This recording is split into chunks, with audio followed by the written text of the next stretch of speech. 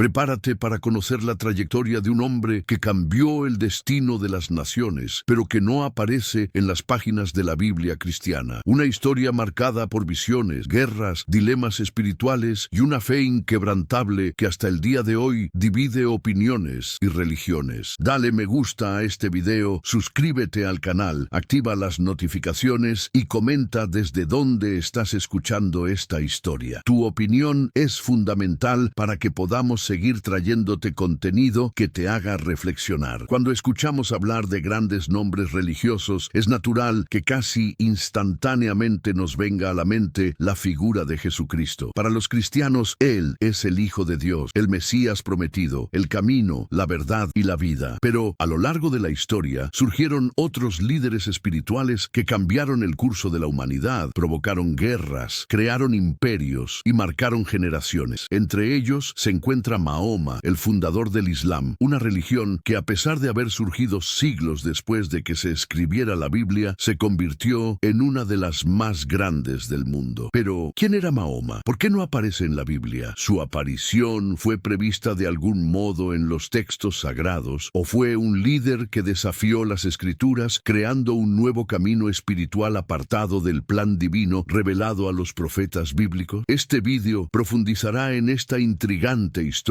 en la que la fe, el poder, la política y la cultura se mezclan de formas sorprendentes. La propuesta aquí no es la confrontación, sino la reflexión profunda. Vivimos en tiempos en que la ciencia, la religión y la cultura están en constante conflicto. Cristianos, musulmanes, judíos y personas de diferentes credos a menudo se ven como adversarios, olvidando que comparten orígenes históricos y dilemas humanos similares. Esta historia no trata solo de un hombre que fundó una religión, sino de cómo sus acciones, palabras y decisiones moldearon culturas enteras y cómo eso todavía afecta nuestras relaciones, miedos y creencias hoy en día. En medio de este escenario surgen preguntas inevitables. Si Jesús es el único camino, ¿por qué tantos siguen a otro? ¿Qué revela la aparición de Mahoma sobre la búsqueda humana de respuesta? ¿Y hay algún propósito divino, incluso en las diferencias religiosas que tanto nos dividen? Prepárese para una narrativa que combina historia, fe, misterio y dilemas éticos mientras investigamos el viaje de Mahoma, el profeta que no está en la Biblia, pero cuya historia impacta, inspira y desafía, incluso hoy. Si estás listo, dale me gusta al video, suscríbete al canal, activa la campanita de notificaciones y acompáñame en este viaje que sacudirá tus certezas. Para entender quién fue Mahoma y por qué su nombre genera tanta controversia en los círculos cristianos, necesitamos remontarnos al pasado, una época en la que el desierto árabe no era solo arena y sol, sino también escenario de conflicto, idolatría y desesperación espiritual. Allí, entre tribus nómadas, clanes en guerra y caravanas comerciales, nació un niño llamado Mahoma, o Muhammad, como lo conocen los musulmanes. Vino al mundo alrededor del año 570 d.C.,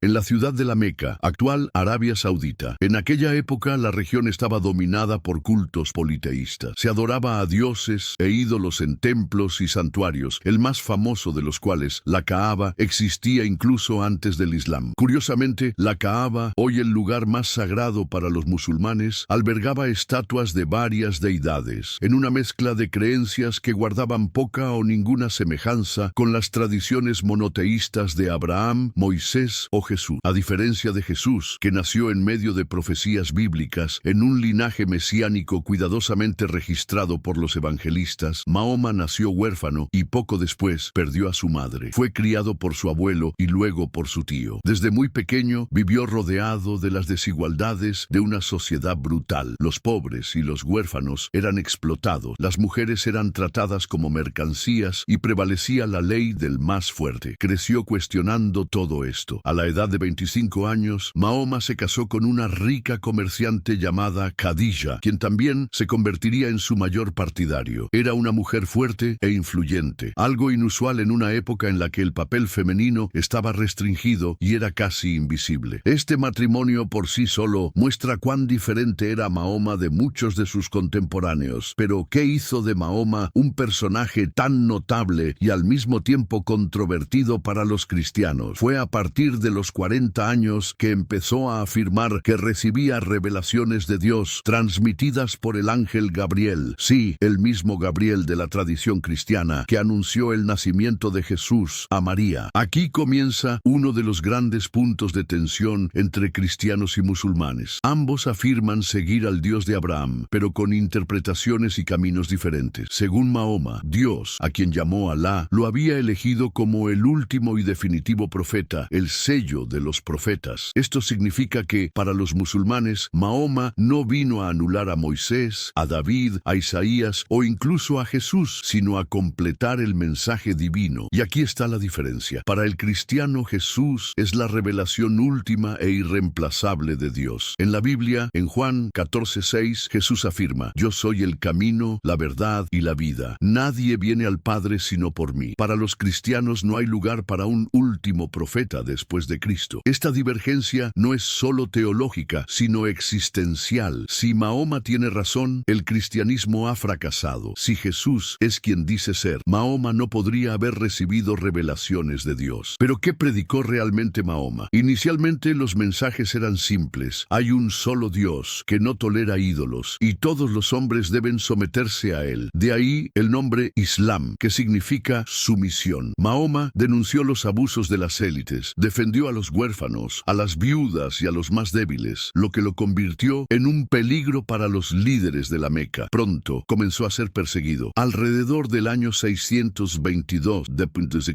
Burel y sus seguidores huyeron a la ciudad de Medina. Este episodio se llama la Hégira y marca el comienzo del calendario musulmán. Allí, Mahoma no solo era un líder religioso, sino también un líder militar y político. Participó en batallas, formó alianzas e impuso sus leyes. A diferencia de Jesús, que dijo: "Mi reino no es de este mundo", Juan 18:36, Mahoma construyó un reino en la tierra. ¿Por qué esto molesta tanto al mundo cristiano? Porque mientras que el cristianismo se difundió inicialmente a través de la predicación y el martirio, el Islam se difundió a través de la fe y la espada. Mahoma luchó en batallas, ordenó ejecuciones y estableció reglas estrictas. Muchos cristianos ven esto como una contradicción con las enseñanzas de Jesús, que predicó el perdón, la misericordia y el amor a los enemigos. Pero la historia es más compleja que eso. Mahoma creía que estaba restaurando la verdadera fe de Abraham, que había sido corrompida tanto por los judíos como por los cristianos. Según él, la Trinidad era una invención y Jesús, aunque un profeta importante, no era Dios. Aquí surge otro punto decisivo. Para los cristianos, negar la divinidad de Cristo es negar la esencia misma de la fe. Y para el Islam, afirmar que Jesús es Dios es una blasfemia muy grave. ¿Puedes sentir el peso de esto? Dos religiones monoteístas que afirman creer en el mismo Dios de Abraham, pero que ven a Dios mismo de formas irreconciliables. Mientras que el cristianismo enseña que Dios se hizo hombre y murió en una cruz para salvar a la humanidad, el Islam afirma que Dios nunca se rebajaría a ese nivel y que Jesús, de hecho, ni siquiera murió en la cruz, habiendo sido perdonado por Dios. Esto no solo cambia la narrativa de la salvación, sino que desmantela todo el fundamento del cristianismo. Y si todo esto suena polémico, esperemos a que conozcamos las consecuencias sociales, políticas y espirituales de esta ruptura, porque las decisiones tomadas hace 14 siglos todavía condicionan los conflictos, las alianzas y las intolerancias de nuestros días. Puede que Mahoma no esté en la Biblia, pero su ausencia es notoria, y las razones para ello son profundas e impactantes. Si Mahoma creía que estaba restaurando la verdadera fe de Abraham y Jesús afirmó ser el Hijo de Dios, entonces, ¿quién tiene razón? Y más aún, ¿qué significa esto para nosotros hoy, siglos después de esta ruptura? Estas preguntas pueden parecer distantes, pero condicionan las guerras, los acuerdos internacionales, las intolerancias religiosas e incluso el modo en que las sociedades se organizan. Cuando Mahoma comenzó a predicar en la Meca, no solo estaba proponiendo un nuevo culto, estaba atacando directamente las bases de poder de la ciudad religiosa, ya que los jefes tribales dependían de los dioses de la Kaaba para mantener su influencia. Político, porque Mahoma propuso la sumisión total a un dios invisible, rompiendo el dominio de los clanes, y comercial, porque la peregrinación a los ídolos de la Kaaba traía riqueza a la ciudad. El cristianismo también desafió a los poderes, es cierto, pero mientras los primeros cristianos morían sin resistirse, devorados por leones, crucificados o quemados vivos, Mahoma formó un ejército, libró batallas y consolidó el poder territorial. Esto creó dos modelos opuestos de expansión religiosa: la cruz con los mártires, la media luna con soldados. No se trata de juzgar, sino de comprender. El Islam nació como religión, estado y sistema de gobierno. El cristianismo, por otra parte, se difundió primero entre los esclavos, las mujeres, los huérfanos y los perseguidos, y solo siglos después